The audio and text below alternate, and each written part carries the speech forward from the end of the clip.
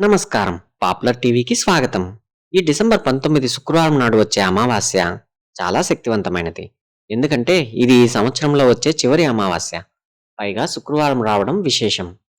ఈ కలబంద మొక్కతో చిన్న పని చేస్తే మీ ఇంట్లో దరిద్రం పోయి లక్ష్మీదేవి తిష్ట వేసుకొని కూర్చుంటుంది. అసలు ఏం చేయాలో ఈ వీడియోలో పూర్తిగా తెలుసుకుందాం. ముందుగా అమావాస్య రోజు ఉదయాన్నే లేచి ఇల్లంతా శుభ్రం చేసుకోండి. ఇల్లంతా పసుపు నీళ్లు చల్లండి. దీనివల్ల నెగెటివ్ ఎనర్జీ పోతుంది. ముఖ్యంగా మీరు స్నానం చేసే నీటిలో కొంచెం కల్లుప్పు మరియు చిటికెడు పసుపు వేసుకుని తలస్నానం చేయాలి. ఇలా చేస్తే మీ మీద ఉన్న చెడు దృష్టి, నరఘోష మొత్తం పోతుంది. ఇక అసలైన పరిహారం. ఈ అమావాస్య రోజు ఒక చిన్న కలబంద మొక్కను వేర్లతో సహా ఇంటికి తెచ్చుకోండి. దాన్ని శుభ్రంగా కడిగి పసుపు, కుంకుమ బొట్లు పెట్టండి.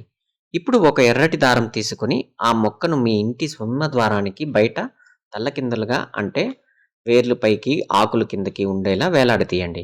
ఇలా చేస్తే ముగ్గురమ్మలు లక్ష్మీ, పార్వతీ, సరస్వతి మీ ఇంట్లోకి అడుగు పెడతారు అని నమ్మకం.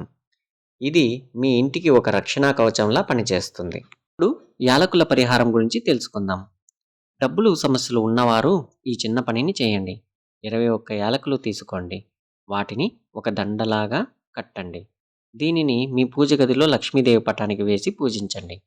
పూజ అయ్యాక ఆ మాలను తీసి మీ బీరువాలో లేదా డబ్బులు దాచే చోట పెట్టండి. ఇది డబ్బును ఆకర్షిస్తుంది. అలాగే ఈరోజు దీపం వెలిగించేటప్పుడు నూనెలో ఒక యాలక్కాయ వేసి వెలిగిస్తే అష్టైశ్వర్యాలు సిద్ధిస్తాయి. చివరిగా ఈరోజు పాటించవలసిన జాగ్రత్తల గురించి తెలుసుకుందాం. ఈరోజు నల్లటి బట్టలు అస్సలు వేసుకోకండి. గోర్లు, జుట్టు కత్తిరించకూడదు. వీలైనంత వరకు దూర ప్రయాణాలు చేయకండి.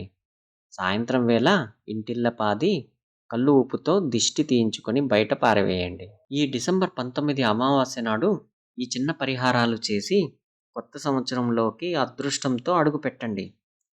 ఈ వీడియో మీకు నచ్చితే లైక్ చేయండి. మరిన్ని ఆసక్తికరమైన ఆధ్యాత్మిక విషయాల కోసం మన పాపులర్ టీవీ ఛానల్ని ఇప్పుడే సబ్స్క్రైబ్ చేసుకోండి.